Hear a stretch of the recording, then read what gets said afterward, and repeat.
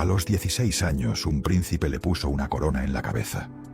A los 33, Cantinflas le pidió que fuera su esposa. A los 62, murió sola en un hospital, y ningún productor fue a despedirla.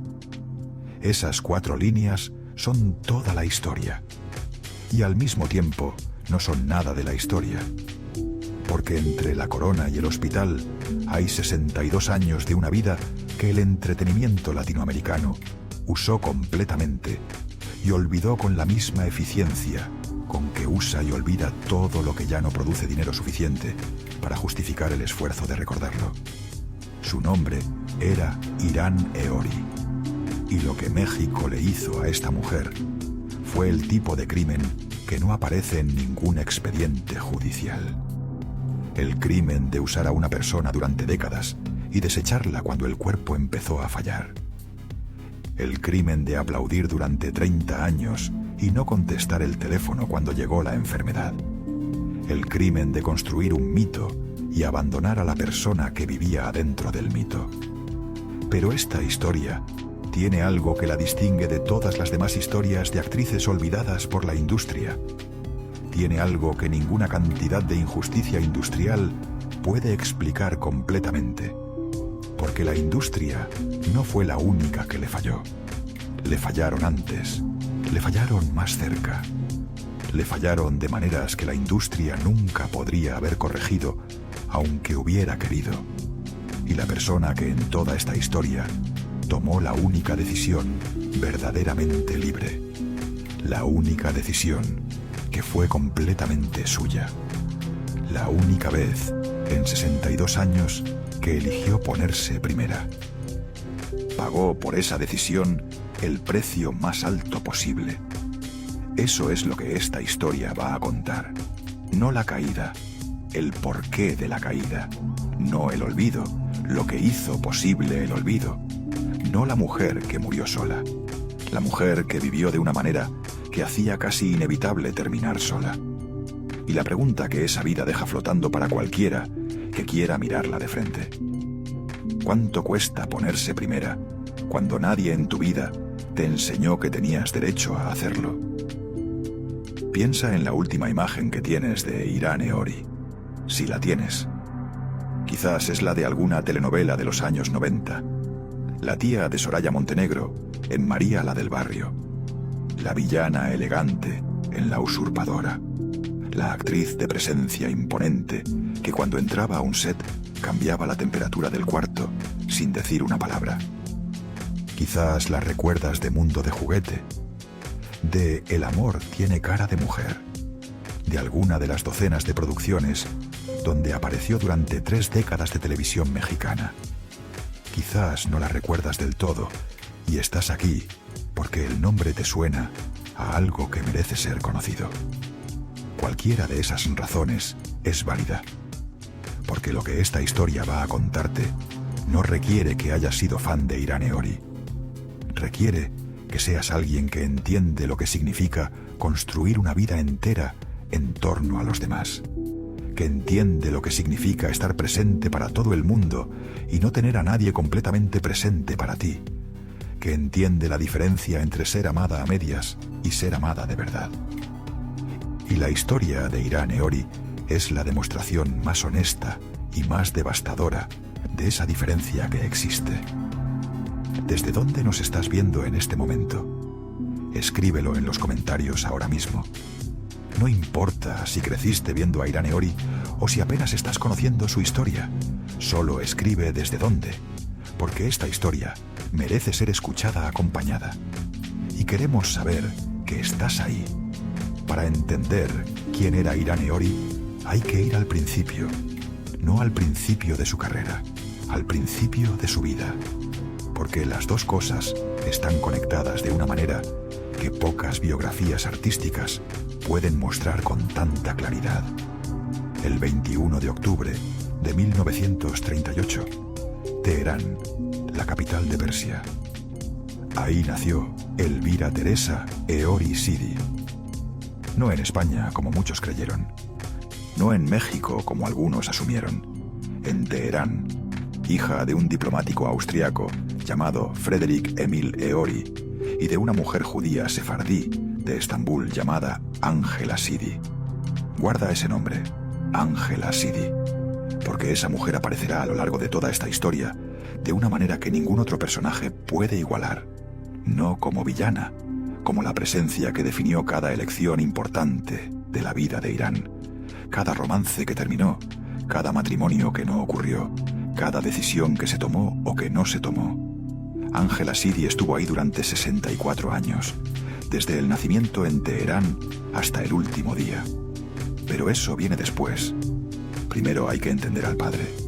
Frederick Eori era un hombre culto en el sentido que la palabra significa cuando es de verdad y no solo de ceremonia. Políglota, formado en el servicio diplomático austriaco, destinado en embajadas de Medio Oriente. Un hombre que había dedicado su vida a representar a su país en los lugares más complejos del mundo, con la combinación de inteligencia y discreción que ese trabajo exige. En 1936 estaba destinado en la embajada austriaca en Estambul, cuando en un evento social vio a una joven sefardí de belleza extraordinaria. Se casaron ese mismo año. 2 años después, cuando Frederick fue transferido a Teherán, Ángela estaba embarazada.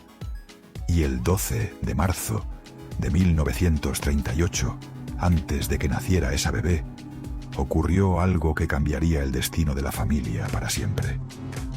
Adolf Hitler anexó Austria al Tercer Reich, el Anschluss. De la noche a la mañana, Austria dejó de existir como país independiente. Frederick Eori recibió la noticia en Teherán y tomó una decisión. Renunció a su puesto diplomático. No estaba dispuesto a representar al régimen nazi. No estaba dispuesto a servir a Hitler. Piensa en lo que eso significaba. Un diplomático en la cúspide de su carrera, con una esposa embarazada, renunciando a todo, quedándose sin trabajo, sin patria, sin la red de protección que el servicio diplomático proporcionaba, sin saber exactamente a dónde ir, ni cómo sostener a una familia que de pronto no tenía país. Pero Frederick sabía algo que muchos no querían ver. Sabía que su esposa era judía, que la bebé que estaba por nacer sería judía según las leyes raciales nazis, y que quedarse significaba arriesgar todo mientras huir solo significaba empezar de cero. Eligió empezar de cero. Elvira Teresa Eori Sidi nació 7 meses después de esa decisión. Nació en el mundo correcto, en el mundo donde su padre había decidido que valía más la familia que la carrera, que valía más la dignidad que el cargo, que valía más huir con lo que se tenía que quedarse a pagar, el precio de lo que se era. Esa decisión de Frederick Eori es el primer acto de amor incondicional de esta historia. Y también es el patrón que Irán buscó durante toda su vida, sin encontrarlo en nadie más. Lo que siguió fue una huida que duró 11 años. 11 años de maletas y fronteras, de documentos y sobornos, de miedo constante y esperanza terca. Primero Francia. Llegaron a París cuando Elvira tenía apenas meses de nacida. Pero en 1940, cuando los nazis invadieron Francia, tuvieron que huir otra vez. Esta vez el destino fue Casablanca, la ciudad marroquí que durante la guerra se convirtió en refugio de miles de europeos que huían del nazismo. Espías, refugiados, aventureros, diplomáticos caídos en desgracia, que de pronto tenían que aprender a existir en un mundo donde las reglas que habían conocido ya no aplicaban. Elvira pasó su infancia ahí, desde los 2 hasta los 11 años, aprendiendo idiomas en las calles, escuchando historias de guerra, viendo cómo llegaban familias destrozadas buscando un barco hacia América, aprendiendo la lección más importante que ese mundo podía enseñar, que la seguridad no existe, que lo que hoy parece sólido mañana puede desaparecer, que la única certeza disponible es la que uno lleva consigo, porque todo lo demás puede quitarse. Esa infancia de refugiada la marcó de una manera que ningún éxito posterior pudo borrar completamente. Décadas después, cuando los médicos le diagnosticaran la enfermedad que la mataría, ella seguiría luchando con la misma determinación de quien aprendió en Casablanca que rendirse no es una opción disponible. Suscríbete si crees que las historias de las mujeres que construyeron el entretenimiento latinoamericano merecen ser contadas completas. Este canal lo hace. Hay un detalle de esos años que ella misma reveló en una entrevista décadas después. Un detalle que dice más sobre quién era esta mujer que cualquier papel que interpretó en ninguna pantalla. Irán hablaba 7 idiomas. 7: francés, español, inglés, italiano, portugués, turco, alemán. El alemán era la lengua de su padre, la lengua de su infancia, la lengua de las canciones de cuna que Frédéric le cantaba en Teherán, el idioma que llevaba dentro desde antes de tener memoria. Pero cuando las noticias del Holocausto empezaron a llegar incluso a Casablanca, cuando los relatos de lo que ocurría en Europa se volvieron imposibles de ignorar, Elvira tomó una decisión. Tenía 7 u 8 años, una niña, y decidió que nunca volvería a hablar alemán en su vida.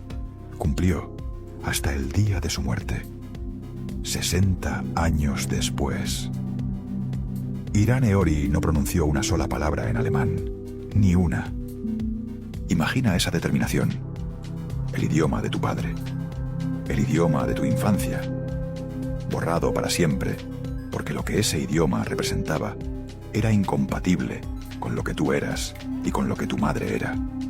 Esa decisión de una niña de 7 años en Casablanca es quizás la descripción más precisa de quién fue Irán Eori toda su vida. Una mujer capaz de sacrificar algo profundamente suyo cuando sus valores lo exigían, aunque el costo fuera enorme, aunque nadie más lo entendiera completamente. Esa misma determinación la acompañaría 4 décadas después en la escena más importante de su vida. La escena que esta historia todavía no ha contado. La que ocurrió en un departamento de la Ciudad de México. La que involucra a Cantinflas. La que explica por qué la bofetada que le dio al hombre más famoso de México fue simultáneamente el acto más libre de su vida y el principio del fin de la única oportunidad que tuvo de no terminar sola. Pero antes de llegar ahí, hay que ir a Mónaco. Hay que ir a 1954. Hay que ver a un adolescente de 16 años subir a un escenario en el Principado con la elegancia de quien no sabe todavía que ese momento va a cambiarlo todo. 1949. La familia llegó finalmente a Madrid. 11 años de huida terminando en España. España bajo la dictadura de Franco. Un país gris, pobre, aislado del mundo. Pero para la pequeña Elvira fue el lugar donde descubrió que su destino estaba en los escenarios. Era extraordinariamente bella. Rubia, de ojos azules, con una elegancia natural que venía de su madre sefardí y de la educación cosmopolita de hija de diplomático. Pero no era solo belleza. Tocaba el piano, tocaba el acordeón, tocaba la guitarra, bailaba danza clásica y danza moderna, y tenía una voz que años después la llevaría a ganar el Festival de Benidorm con una canción llamada Eternidad. Trabajó como modelo en los almacenes Galerías Preciados de Madrid. Las señoras de la alta sociedad madrileña quedaban fascinadas con esta chica exótica que hablaba español con un acento imposible de ubicar en ningún origen concreto y que se movía como si hubiera nacido para que la miraran. A los 14 años debutó en el cine. Todavía aparecía en los créditos como Elvira Eori. Pero lo que cambió todo vino 2 años después. 1954. El concurso Miss Europa en Mónaco. La joven Elvira, con apenas 16 años, subió al escenario del Principado. El jurado estaba compuesto por aristócratas, artistas, empresarios. Gente acostumbrada a ver belleza. Gente difícil de impresionar. Gente que había visto suficiente del mundo para saber que la belleza ordinaria es abundante y la belleza extraordinaria es otra cosa completamente diferente. Quedaron cautivados. Esta chica no se parecía a nadie. Nacida en Persia, criada en Marruecos, de sangre austriaca y sefardí. Hablaba 7 idiomas, caminaba como si el mundo le perteneciera y tenía 16 años. Y entonces ocurrió algo que parece inventado, pero que está documentado en los archivos de la época. El príncipe Rainiero III de Mónaco le colocó la corona de Miss Montecarlo con sus propias manos. El mismo príncipe que 2 años después se casaría con Grace Kelly y convertiría Mónaco en el reino del glamour mundial. Piensa en esa imagen. Una adolescente refugiada. Una niña que había huido del nazismo, que había pasado su infancia en Casablanca entre espías y desesperados, que había decidido a los 7 años borrar el idioma de su padre para no traicionar lo que era, recibiendo una corona de manos de un príncipe europeo. Irán siempre dijo que ese fue el inicio de todo, el momento en que dejó de ser Elvira y empezó a ser Irán Eori. 1954. Una corona de manos de un príncipe en Mónaco. 2002. Una cama de hospital donde nadie importante fue a despedirla. 48 años entre esas 2 imágenes. Y en esos 48 años, una vida que esta historia todavía no ha contado. Hay algo que esta historia necesita decir antes de seguir adelante. Algo sobre la madre, sobre Ángela Sidi, el nombre que te pedí que guardaras desde el principio. Ángela tenía 2 condiciones absolutas para que un hombre pudiera casarse con su hija. 2 requisitos inapelables que mantuvo desde que Irán era adolescente. El hombre tenía que ser judío y tenía que ser millonario. Cada vez que aparecía un pretendiente que no cumplía esas condiciones, Ángela hacía las maletas y se llevaba a su hija a otro país. Lo hizo en Argentina, lo hizo en Italia, lo hizo en España. Destruyó romances, separó parejas, controló cada aspecto de la vida sentimental de su hija con la certeza de quien cree que proteger y controlar son la misma cosa. Y durante 64 años, Irán no encontró la manera de decirle que no. No porque fuera débil, sino porque en esa familia el amor y el control llegaban juntos desde el principio. Y cuando alguien aprende desde niño que las 2 cosas van de la mano, después es muy difícil saber dónde termina una y dónde empieza la otra. Eso te lo cuento en la siguiente parte, junto con lo que ocurrió cuando Irán llegó a México, y junto con el hombre que apareció en los pasillos de Televisa con rosas importadas y cartas escritas a mano con caligrafía perfecta. El hombre más famoso de México, el que quería casarse con ella, el que no pudo. Y la noche en que Irán tomó la única decisión completamente libre de su vida, con una bofetada y una frase que ningún guionista podría haber escrito mejor. Vete de mi casa y nunca en la vida me vuelvas a buscar. Quédate con esto mientras tanto. Una niña que decidió a los 7 años no volver a hablar el idioma de su padre, porque ese idioma había perdido el derecho a existir en su boca. Esa misma determinación, esa misma capacidad de sacrificar algo profundamente suyo cuando sus valores lo exigían, fue exactamente lo que la salvó la única vez que la usó para sí misma, y lo que la condenó al mismo tiempo.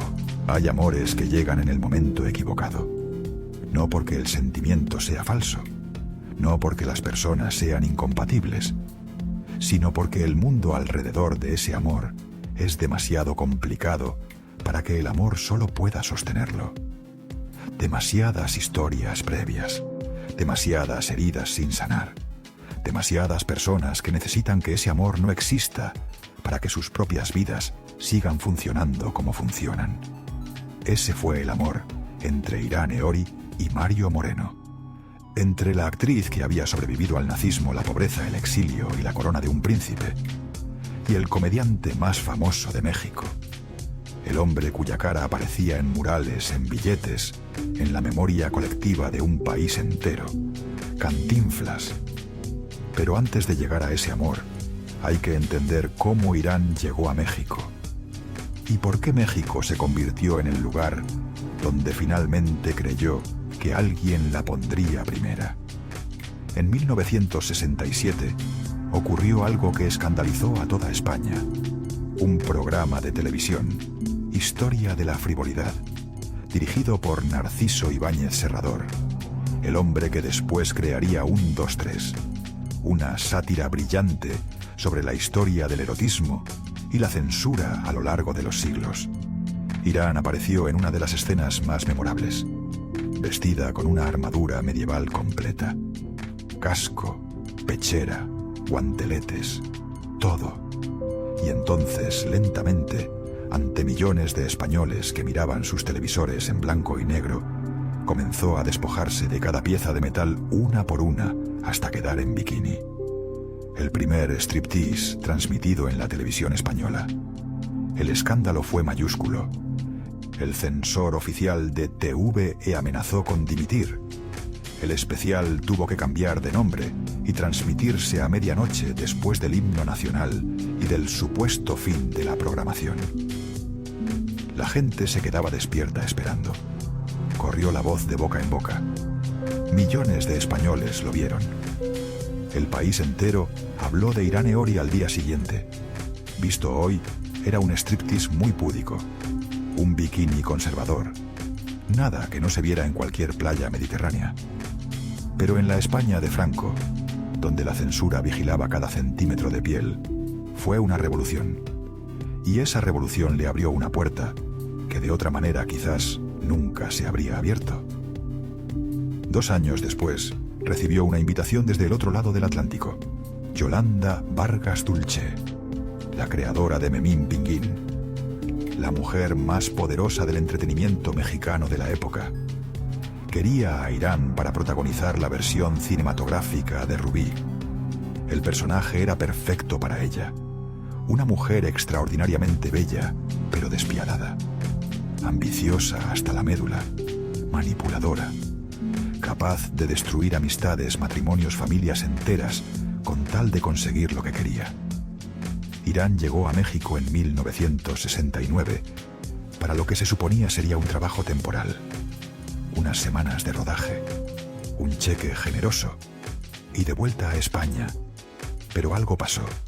Se enamoró de México, del clima, de la comida, de la gente, de las oportunidades que se abrían ante ella en una industria que estaba viviendo su propia época dorada y que necesitaba exactamente lo que ella tenía.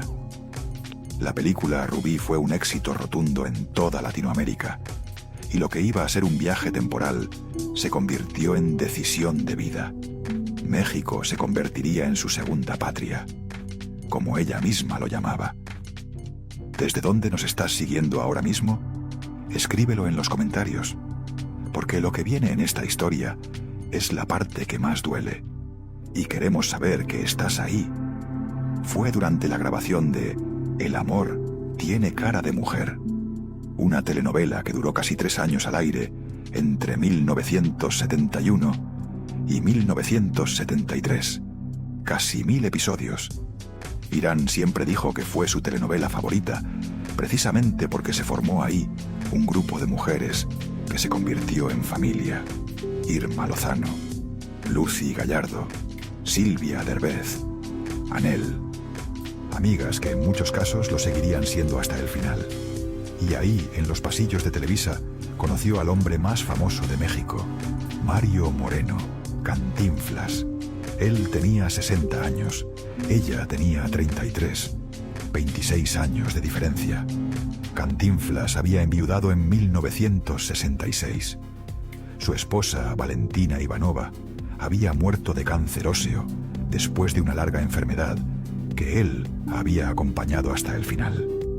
La había amado profundamente. Su muerte lo sumió en una depresión que duró años. Cuando conoció a Irán, algo se encendió dentro de él. El flechazo fue instantáneo. Y lo que vino después fue de la clase de cortejo que solo es posible cuando un hombre tiene tanto como Mario Moreno tenía y decide que quiere convencer a una mujer de que él es digno de ella. flores que llegaban al camerino de Irán cada día. No cualquier flores.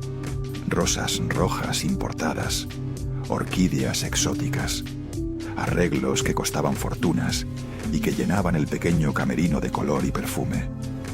Regalos costosos que aparecían sin previo aviso. Joyas de las mejores casas de la Ciudad de México.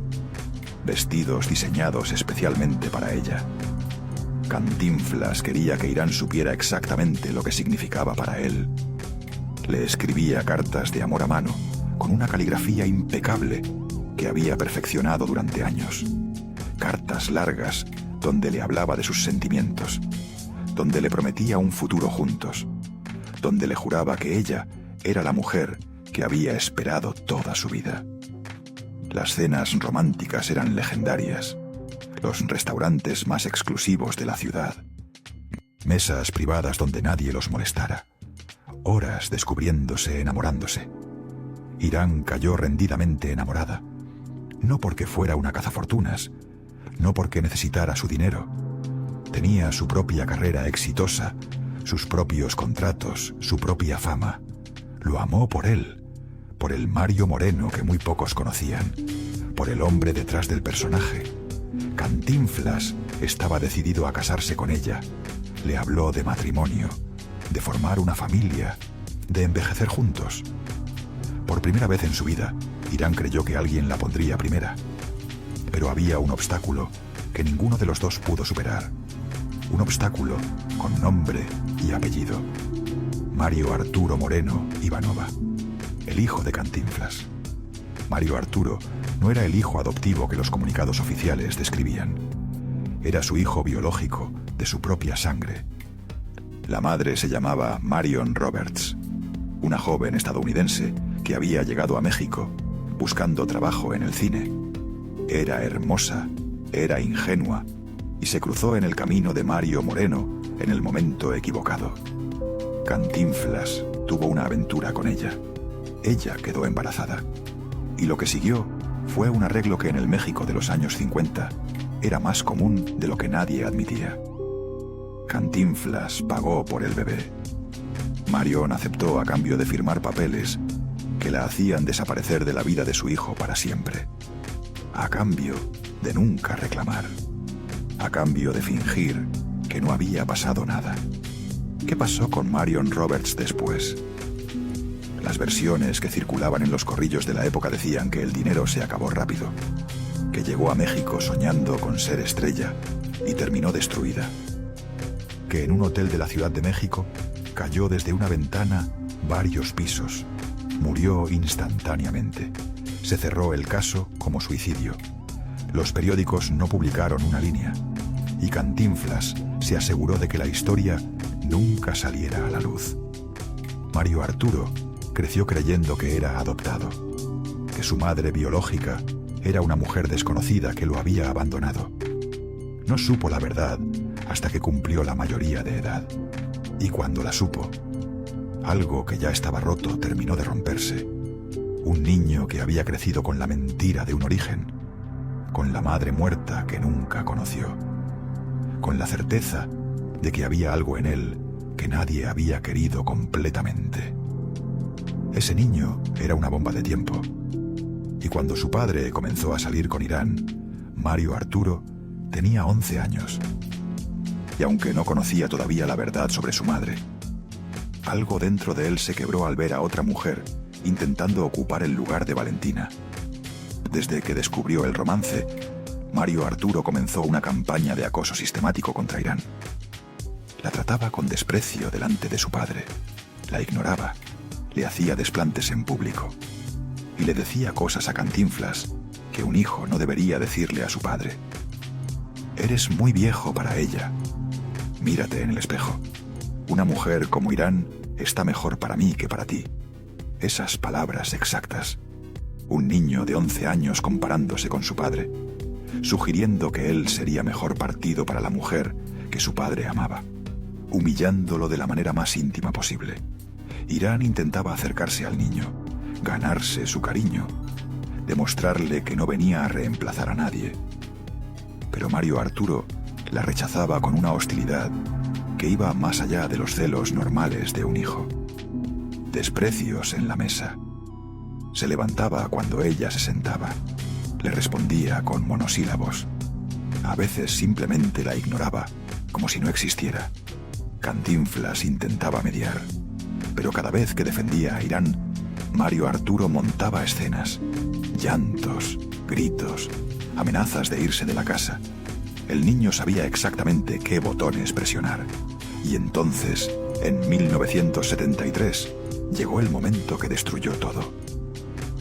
Mario Arturo tenía 13 años. Una tarde después de otra discusión sobre Irán, miró a su padre a los ojos y le dijo la frase que Cantinflas no pudo ignorar. «Si te casas con Irán me voy a quitar la vida para irme al cielo con mi mamacita». Se refería a Valentina Ivanova, la esposa fallecida que el niño apenas había conocido porque murió cuando era muy pequeño. Piensa en eso un momento.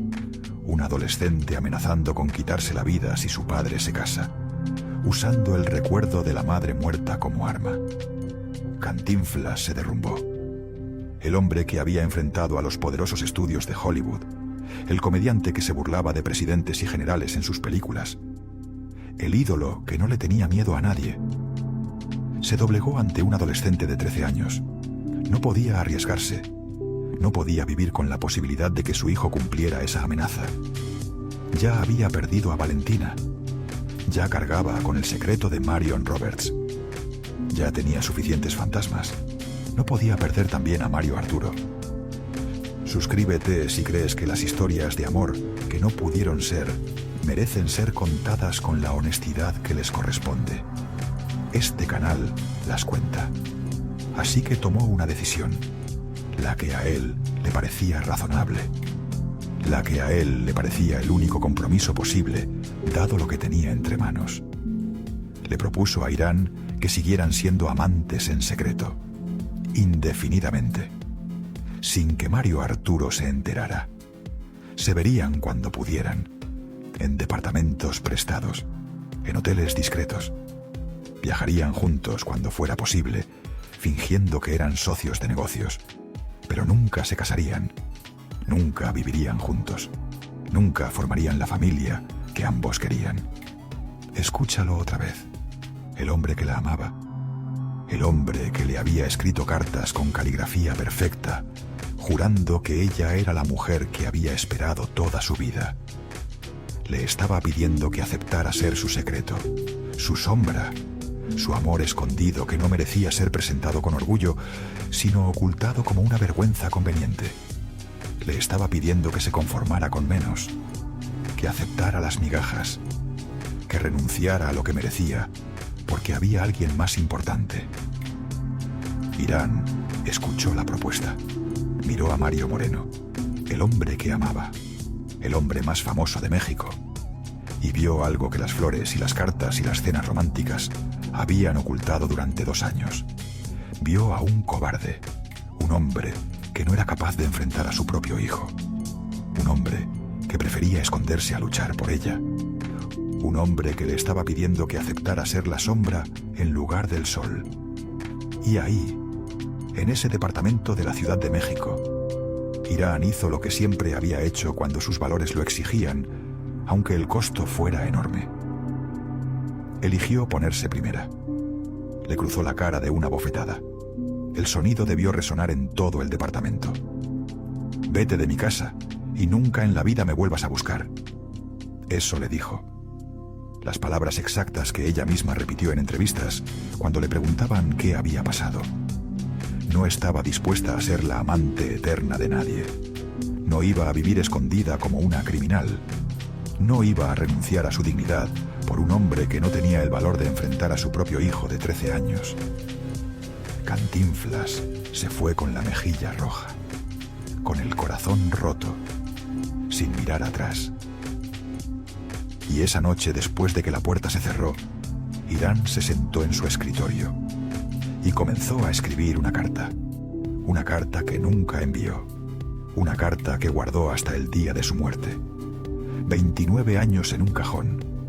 Los que la vieron después de que ella murió dicen que era devastadora, una mezcla de amor y dignidad. de dolor y orgullo. Le decía que lo amaba, que probablemente lo amaría siempre, que había sido el hombre más importante de su vida. Pero también le decía que ella valía más que un escondite, que merecía ser presentada con orgullo, no ocultada como un secreto vergonzoso, que si él no podía darle eso, entonces no podía darle nada. Y la carta terminaba con una frase que quienes la leyeron nunca olvidaron. Prefiero el dolor de perderte que la humillación de tenerte a medias.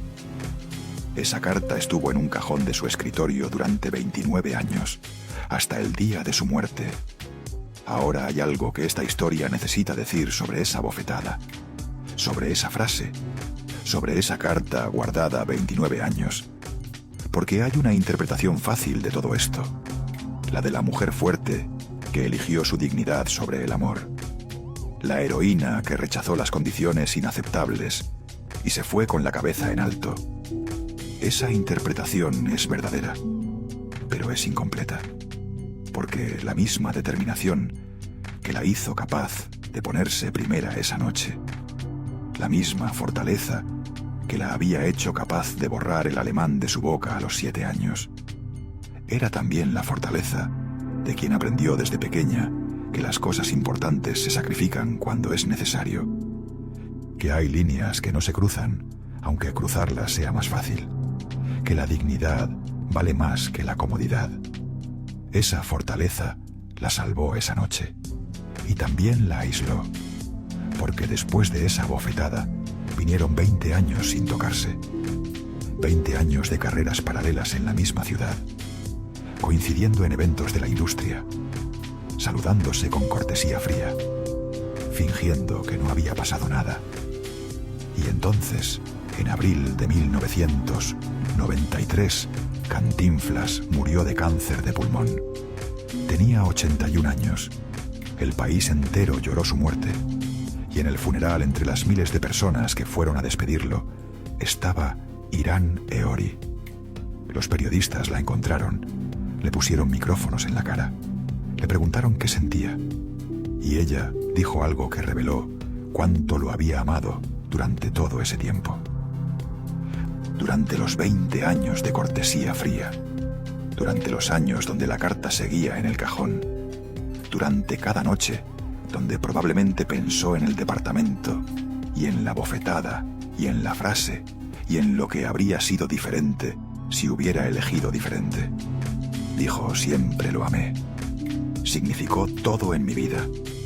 Me dio momentos que no se pueden olvidar y que permanecen en mi corazón. 20 años después.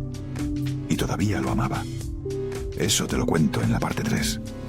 Junto con lo que ocurrió cuando el cuerpo empezó a traicionarla. Y junto con lo que hizo en sus últimos años, cuando la industria que la había aclamado durante 3 décadas fingía que no existía. Y junto con el contraste que ninguna industria del entretenimiento debería poder producir sin que nadie lo señale. 1998. 200 países la veían cada noche. 2002. En su funeral había menos de 20 personas. 4 años. Del mundo entero al olvido total. Quédate con esto mientras tanto. La bofetada que fue el acto más libre de su vida. La carta que nunca envió, pero que guardó 29 años. Y la frase que nadie que la escucha puede olvidar completamente. Prefiero el dolor de perderte que la humillación de tenerte a medias. Eso es Irán Eori completa. No el personaje, no la actriz, la mujer, la que eligió ponerse primera una sola vez.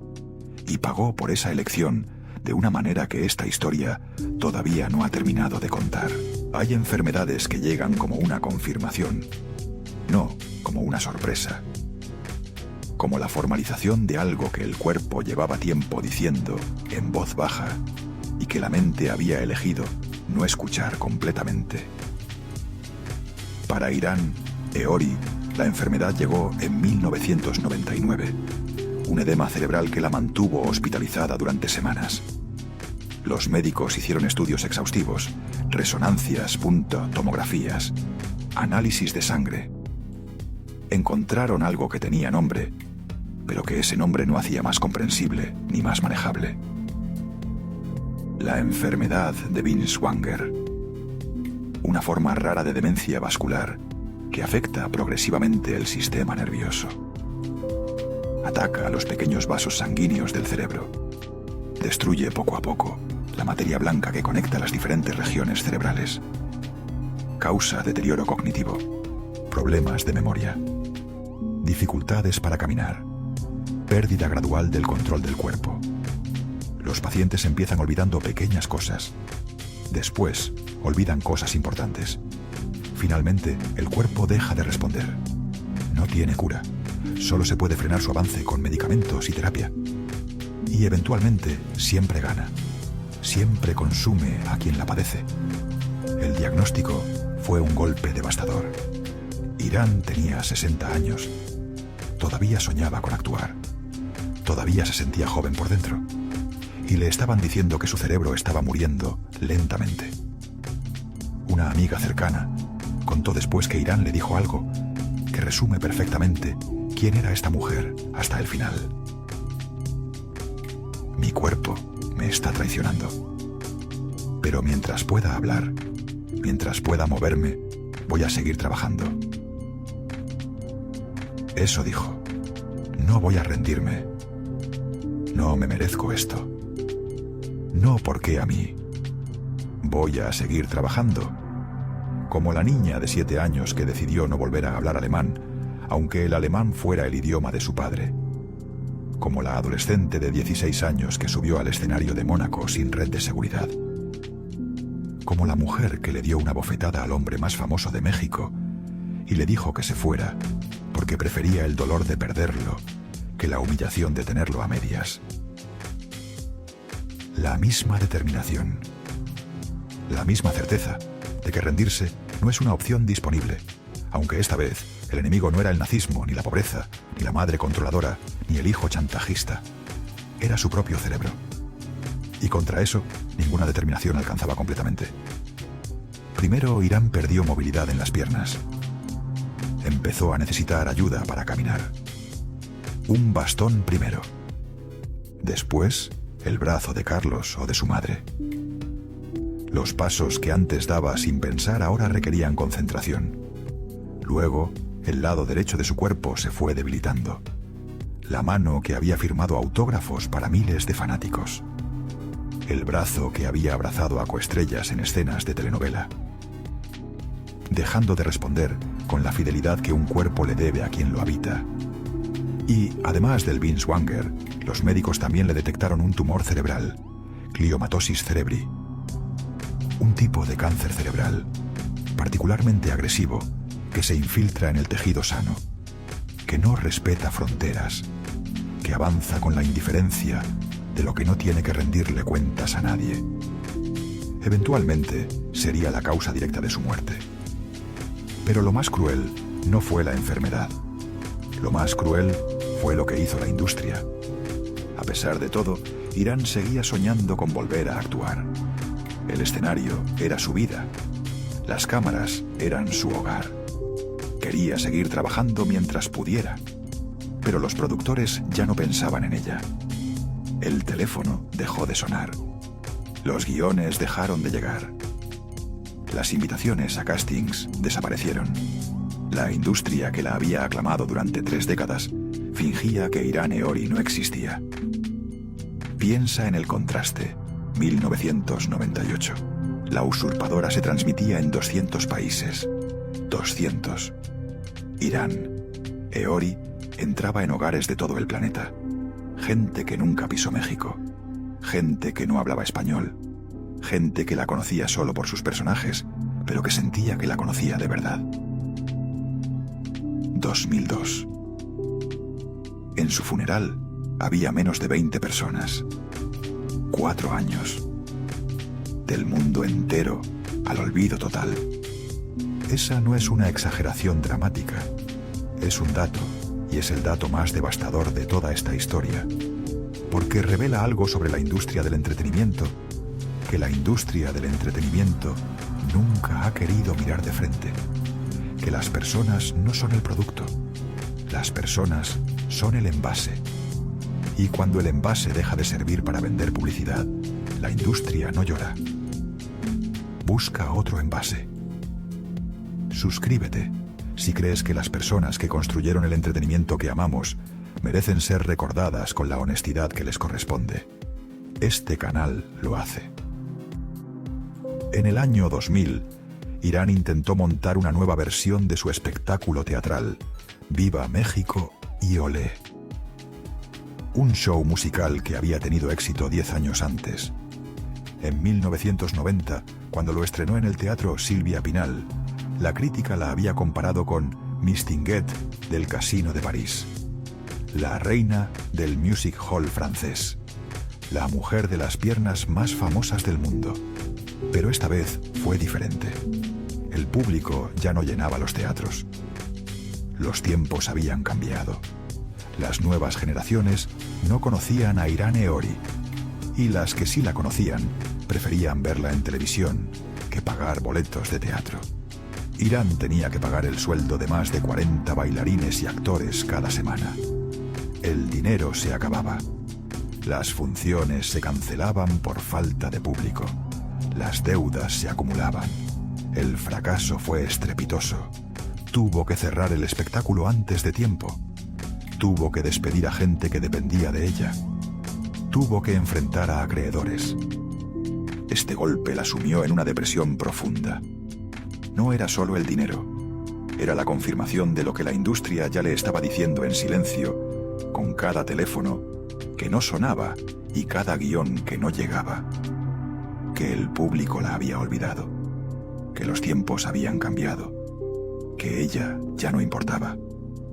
El estrés aceleró el deterioro de su salud. Los médicos le dijeron que tenía que descansar, que si seguía así la enfermedad avanzaría más rápido. Y entonces ocurrió algo que dice más sobre el carácter de esta mujer que cualquier telenovela que protagonizó. Sin trabajo, con una enfermedad que la consumía lentamente, con una madre anciana que seguía controlándola, con un cuerpo que cada día le respondía menos. Irán Eori comenzó a dar clases gratuitas de actuación en escuelas marginadas. Iba a colonias pobres de la Ciudad de México, lugares donde las calles no estaban pavimentadas, donde los niños jugaban entre escombros, donde los sueños parecían un lujo imposible. Se sentaba con niños que nunca habían visto un teatro por dentro, que nunca habían conocido a una actriz de televisión, que no sabían que esa señora con bastón había sido vista por cientos de millones de personas en 200 países. Les enseñaba a proyectar la voz, a moverse en escena, a perder el miedo al público, a creer que podían ser algo más de lo que el mundo les decía que podían ser. No cobraba nada, ni un peso. Era su manera de dar algo cuando ya nadie le daba nada a ella. Su manera de sentirse útil cuando el mundo le había dicho que ya no servía. Algunos de esos niños todavía la recuerdan. Hablan de la señora elegante que llegaba en taxi a su escuela, que les hablaba de escenarios y aplausos, que les hacía sentir importantes.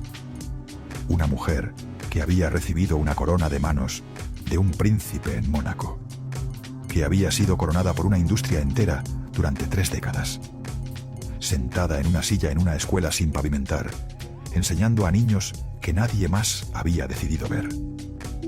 Esa imagen es la imagen más honesta de quien fue Irán Eori. No la actriz de telenovelas, no la Miss Montecarlo, no la mujer que abofeteó a Cantinflas, la mujer que cuando ya no tenía nada siguió dando, que cuando la industria decidió que ya no servía, encontró otro lugar donde servir, sin cámaras, sin aplausos, sin nadie que fuera a escribir una columna sobre lo que estaba haciendo, solo porque era lo que tenía que hacer. Su última aparición en televisión fue en 2001. Una telenovela infantil llamada Aventuras en el tiempo, con Belinda. Irán interpretó a la versión anciana del personaje de Belinda. Unas pocas escenas. Un papel pequeño. Pocos sabían que sería su despedida de las pantallas. Su última presentación pública fue en un programa transmitido por Univisión en Estados Unidos. 2 semanas después de esa aparición, el destino le cobró la última factura. Viernes 8 de marzo de 2002. Irán se desmayó en su departamento de la colonia Nápoles. Carlos Monden la encontró en el piso. Carlos, el hombre que la había amado durante más de 20 años. El hombre que no era judío y no era millonario. Y por eso Angela Sidi nunca le permitió convertirse en su esposo. El hombre que había aguantado a la suegra, que lo menospreciaba constantemente, porque amaba a Irán lo suficiente para soportar cualquier cosa que viniera con ella. Carlos llamó a la ambulancia. La llevaron de urgencia al hospital. Llegó consciente. Pudo hablar con los médicos. Pudo despedirse de Carlos. Los análisis revelaron lo peor. Una hemorragia cerebral masiva. El tumor y el Binswanger habían destruido demasiado. No había nada que hacer. Poco tiempo después cayó en coma. Carlos se quedó a su lado día y noche, sosteniéndole la mano, aunque los médicos le dijeron que probablemente no podía sentirlo. Hablándole, aunque probablemente no podía escucharlo. Contándole recuerdos de sus 20 años juntos. Los viajes, las risas, las noches de estreno, los domingos tranquilos. Las cosas pequeñas que construyen una vida juntos y que solo existen en la memoria de quien las vivió. Ángela también estaba ahí. La madre que había controlado cada segundo de la vida de su hija durante 64 años. Ahora una anciana frágil, sentada en una silla de hospital, viendo morir a su única hija. Todo el control del mundo no había servido para evitar esto. Toda la obsesión con el judío millonario que nunca llegó. Toda la energía invertida en destruir romances y separar parejas y decidir quién era digno de su hija. Reducida a una anciana en una silla de hospital, sin poder hacer nada. Domingo 10 de marzo de 2002. Las 7:35 de la mañana. Los monitores comenzaron a sonar diferente. El ritmo del corazón se hizo irregular. Los médicos entraron corriendo. Pero no había nada que hacer. Irán Eori falleció a los 62 años. Carlos Monden fue quien dio la noticia a la prensa. Salió del hospital con los ojos rojos. Los periodistas lo rodearon, y él, con la voz quebrada, dijo lo único que podía decir un hombre que acababa de perder a la persona que más había amado en su vida. Fue una persona muy querida por el público y por sus compañeros de trabajo. Dejó un importante legado después de muchos años de actuación. El funeral se realizó ese mismo día en el Panteón Español. Asistieron Silvia Pinal, Julieta, Egurrola, algunos compañeros del medio. Muy pocos. Piensa en eso. Una mujer que había sido vista por cientos de millones de personas, que había trabajado en más de 60 producciones, entre cine, televisión y teatro, que había conquistado 3 continentes, que había sido coronada por un príncipe, que había rechazado a Cantinflas, que había enseñado a niños en colonias marginadas cuando ya no tenía nada más que dar. En su funeral había un puñado de personas. La industria que la había hecho estrella no se molestó en despedirla. Los productores que la habían contratado durante décadas no aparecieron. Los directores que la habían dirigido enviaron coronas de flores, pero no sus cuerpos. Como si las flores pudieran sustituir la presencia. Como si el gesto de mandar algo pudiera reemplazar el acto de ir a Irán. Eori se fue del mundo casi en silencio. Su cuerpo fue cremado. Sus cenizas fueron colocadas en una urna pequeña. Y esa urna fue sepultada junto a las de su padre Frederick en el Panteón de las Lomas, en Naucalpan de Juárez. El diplomático que renunció a todo por salvarla, reunidos finalmente en la muerte. El padre que la amó primero y que fue el único que lo demostró sin condiciones. Ahora mira el arco completo de esta historia desde arriba. Una niña nació en Teherán en 1938, hija de un hombre que renunció a su carrera, su patria y su seguridad porque no estaba dispuesto a servir a quienes perseguían a los suyos, que creció escapando del nazismo en París y en Casablanca, que decidió a los 7 años no volver a hablar el idioma de su infancia, porque ese idioma había perdido el derecho a existir en su boca, que recibió una corona de manos de un príncipe en Mónaco a los 16 años, que conquistó España, que llegó a México para unas semanas y se quedó para toda una vida, que se enamoró del hombre más famoso del país, que cuando ese hombre le ofreció las migajas en lugar del amor completo que merecía, le cruzó la cara y le dijo que se fuera, que guardó la carta de ese amor en un cajón durante 29 años, que fue vista por cientos de millones de personas en 200 países, que cuando la industria decidió que ya no servía, fue a enseñar a niños en colonias sin pavimentar, sin cobrar un peso, que murió a los 62 años, con el hombre que la amó durante 20 años a su lado, y con la industria que la hizo estrella brillantemente ausente. Esa es Irán Eori completa. Hay algo que esta historia necesita decir antes de cerrar, algo sobre la bofetada. Porque la bofetada es el centro de todo. Es el momento que todos recuerdan cuando hablan de Irán Eori. La actriz que abofeteó a Cantinflas.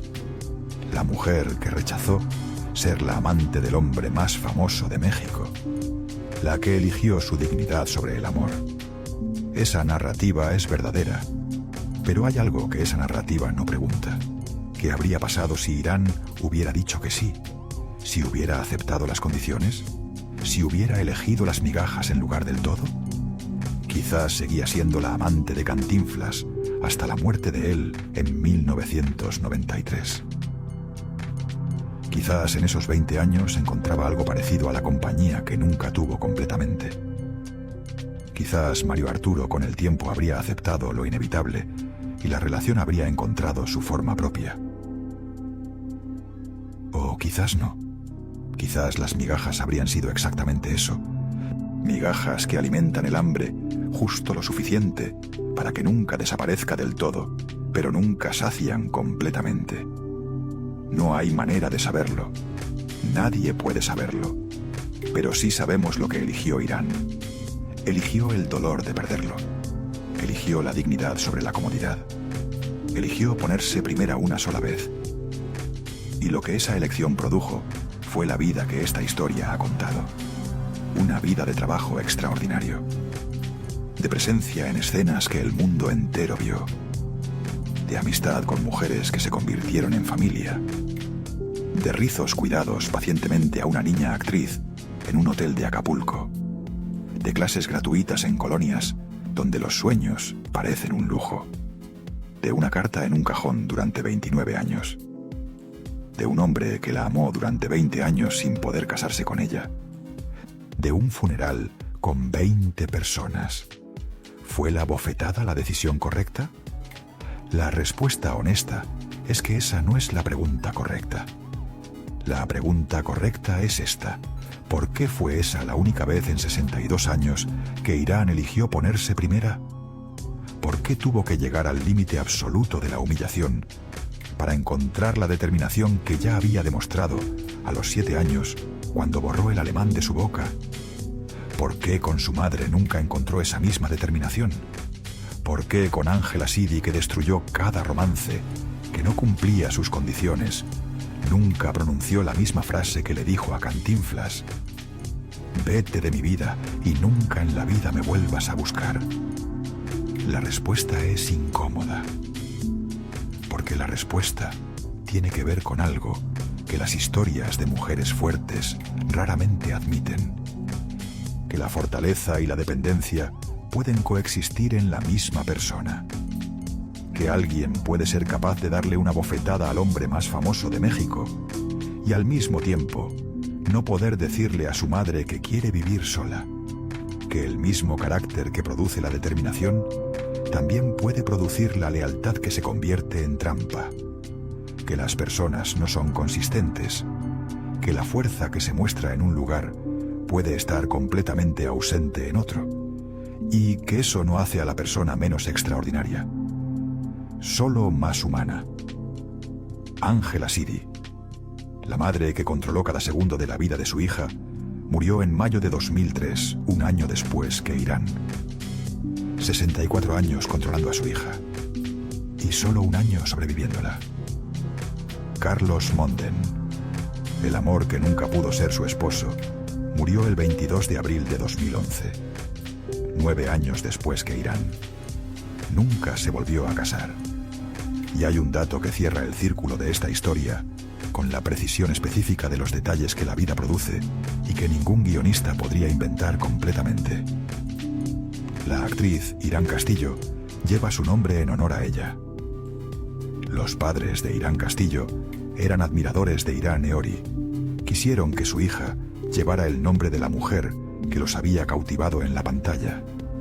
Es lo único que queda de una manera concreta y visible, un nombre que otra persona lleva, el eco de una leyenda en labios de una desconocida. Pero quizás eso es más de lo que muchos tienen. Quizás ser recordada, aunque sea así, es una forma de inmortalidad que ninguna enfermedad y ningún olvido y ningún funeral con 20 personas puede borrar completamente. Irán Eori mereció amor, mereció libertad, mereció que alguien la pusiera primera, mereció casarse si quería casarse, tener hijos si quería tenerlos, vivir sola si quería vivir sola, elegir. No lo tuvo. Primero fue su madre que la controló durante 64 años con la excusa de protegerla. Después Mario Arturo, que destruyó su única oportunidad real de ser feliz con Cantinflas, usando el chantaje más cruel disponible. Finalmente, fue la industria que la usó mientras servía para vender publicidad y la desechó cuando enfermó. 3 fuerzas diferentes. El mismo resultado. Una mujer extraordinaria que nunca pudo ser completamente dueña de su propia vida. Pero una vez, una sola vez, lo fue. Cuando abofeteó a Cantinflas y le dijo que se fuera. Cuando eligió el dolor de perderlo sobre la humillación de tenerlo a medias. Cuando guardó esa frase en un cajón durante 29 años como la única prueba de que había habido un momento en que eligió sola. Eso también es un legado. El más honesto de todos los que esta historia tiene disponibles. No el brillo de los 200 países. No los aplausos del teatro. No la corona del príncipe de Mónaco. La certeza de que al menos una vez en 62 años, Irán Eori eligió ponerse primera. Aunque le costara todo. Aunque nadie fuera a despedirla. Aunque el funeral tuviera 20 personas. Aunque la industria